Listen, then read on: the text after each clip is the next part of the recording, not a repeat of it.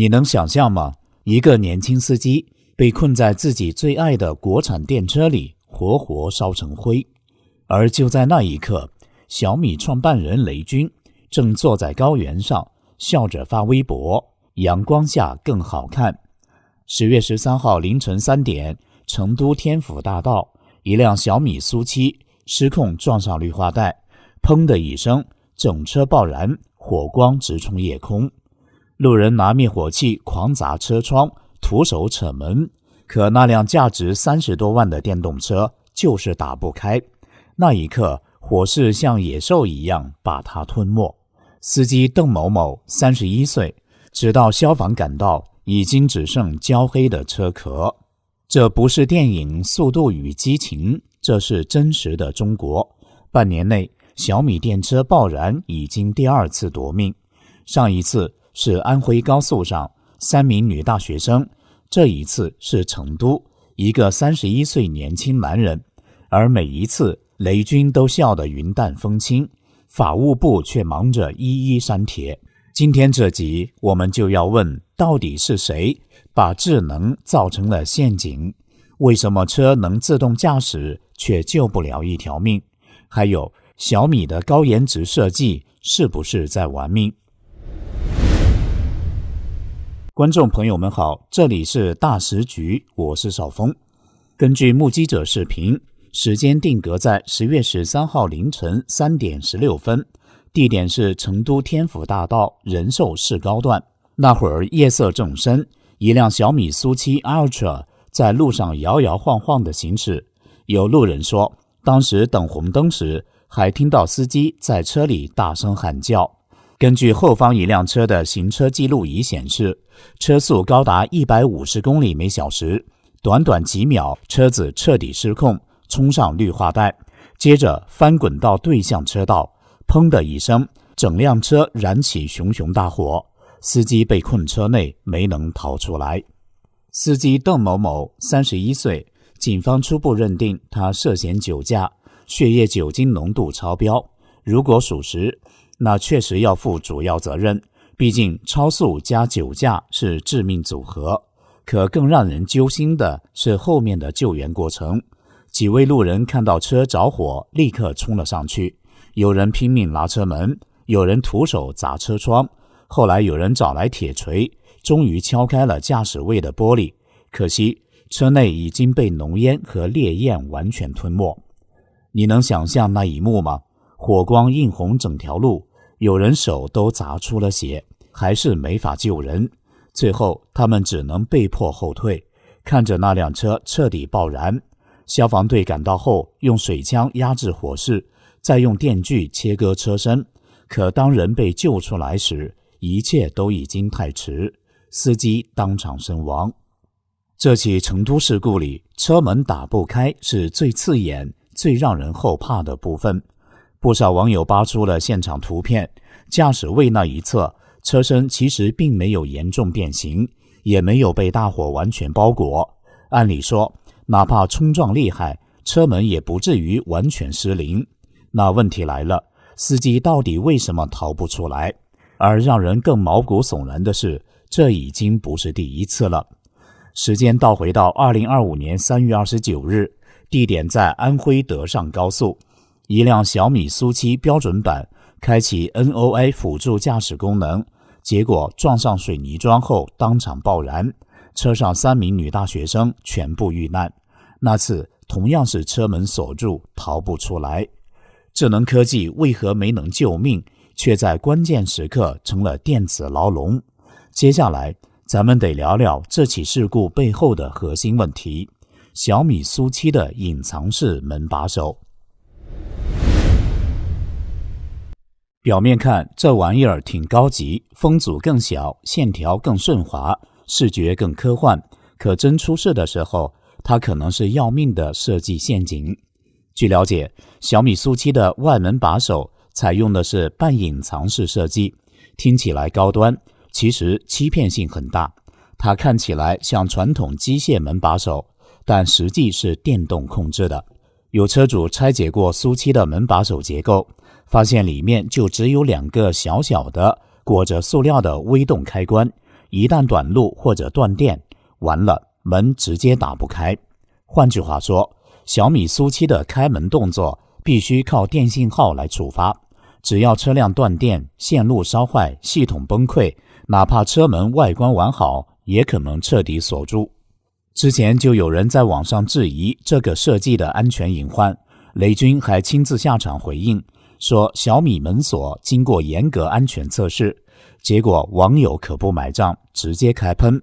这门把手确实有2个优点，一是防盗，从外面打不开；二是防火，防止火焰从车内烧出来。有网友还补刀说，要是丰田、本田出这问题，早就全球召回赔到破产了，在中共国还能照常卖车，真是奇迹。其实特斯拉 Model S 也用隐藏式门把手，但区别在于人家设计更成熟。若电车断电锁住，特斯拉在车内设紧急开锁，物理方式，即使断电也能拉开，如果不严重，从门边撬开后也能用力踢开。另外，特斯拉走曲线救国，先进自驾系统减少事故，车身耐撞，电池不易烧，给救援时间。早年特斯拉有起火，但近几年少多了，尽管保有量几何级增长，事故率反而下降，这说明人家在持续改进。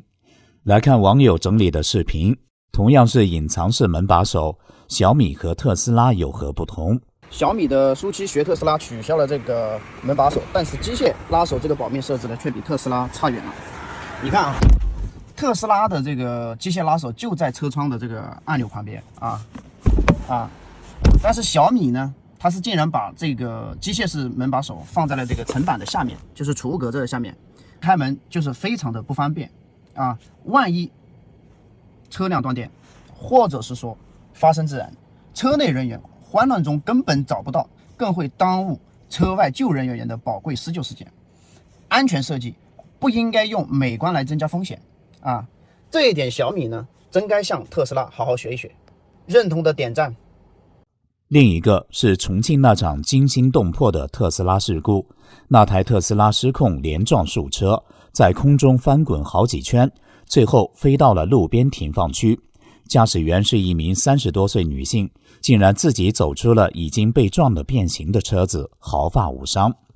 同样是电动车，一边是火海，一边能全身而退，这种反差真的太刺眼，却是不同理念的真实写照。特斯拉官网写得明明白白，安全是第一优先，外观其次。而雷军的口头禅是，车第一要务是好看，我们造好看的车。这句话听起来励志，结果却让人唏嘘。观众朋友们，车子颜值固然重要，但命更宝贵，是不是这个理啊？事故发生后，第一时间大家都在等雷军表态，等小米官方回应。那雷军本人呢？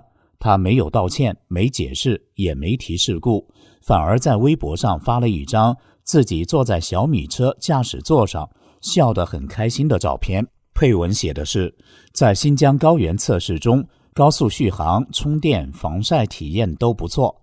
他还转发了2条小米汽车宣传贴，其中一条文案更是亮瞎网友，阳光下更好看。这下评论区彻底炸了，网友们直接开喷，刚出车祸你还有心情发笑？不是说这车能200公里急停吗？解释一下啊！车好看有什么用？命都没了。有人甚至建议，干脆小米汽车做个新广告吧，车门能不能打开也拍进碰撞测试视频里。还有人讽刺地喊他雷卡卡西，意思是抄袭高手。平时模仿乔布斯穿黑 T， 也学黄忍勋发话术，但一出安全事故，却连特斯拉那点透明和担当都没学到。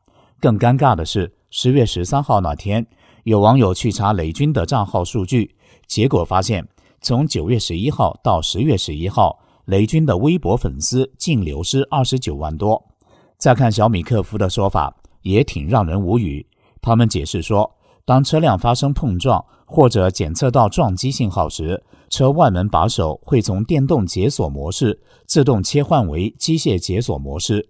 此外，车门内也设有应急拉手，司机可以在紧急情况下手动拉开。听起来好像挺完善的，对吧？可记者一问，那如果整车断电了，从外面还能开门吗？客服支支吾吾，最后一句话都没敢接下去。一个靠智能科技起家的品牌，到了关键时刻，连门怎么开都成了谜。雷军说过一句话，我们要造中国最美的车。可现在大家想问的却是，雷总，我们还能造一辆安全的车吗？观众朋友，其实小米苏7自从推出后，质量问题频出，电池起火，门锁锁住，智驾失灵。可你看它在国内的销量依然火得一塌糊涂，为什么？说白了，靠的不是技术，而是信息封锁。在中国，想聊点不那么正能量的内容，都得小心翼翼。负面新闻、批评声音、用户投诉，全都可能被定性为抹黑民族品牌。防火墙一挡，墙外的真实资讯传不进来，民众就只能看到国产崛起，雷军真男人，小米碾压特斯拉。这次成都事故的司机31岁的年轻人，也许他真是个小米的铁粉，为雷军呐喊，为国产骄傲，但他可能不知道，他所在的世界是一个被过滤过的信息泡泡。如果他能生活在一个信息透明的社会，知道更多真实的新闻，看到别的用户的经历，他可能不会如此盲目地相信宣传，也就不会在那个凌晨开着那辆苏7 Ultra 走上这条不归路。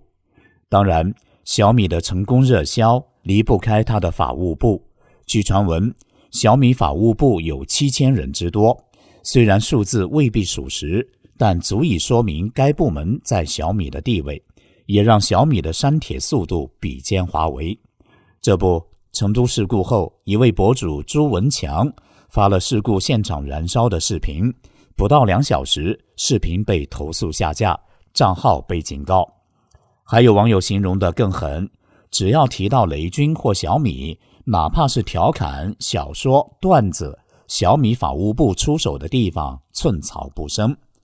网友总结小米常用的公关套路，包括滥用专利无效请求恶心竞争对手，利用司法管辖权拖延时间，海啸式证据让法官、律师淹没在纸堆里，严苛保密协议封当事人的嘴，对内部爆料员工追责到底。这就是小米速度，不一定体现在造车上，但在维稳上快得惊人，而且这份杀伤力无疑得到了官方的默许。就拿此次事故来说吧，虽然现场照片及多元信息都已经确认起火的车子就是小米苏7，甚至都已经精确到是苏7 Ultra， 但很多媒体在报道时竟然不约而同地回避了涉事汽车的品牌。小型轿车、一辆小车、一小车代替了汽车品牌，堂而皇之地出现在了新闻里。怪不得有博主感慨，小米已经强大到成为一个媒体需要回避的敏感词的地步了吗？还是说，我们的媒体已经堕落到连一个汽车品牌都不敢提的境地？从召回11万辆标准版电动车，到短短数月内2起事故4条生命，相似的悲剧反复上演。观众朋友们，小米能在这一场民意海啸中站稳脚跟吗？这里是大师局，感谢您的陪伴与思考，请订阅、分享并打开小铃铛，和我们一起在动荡中坚守真相，在黑暗中点燃希望。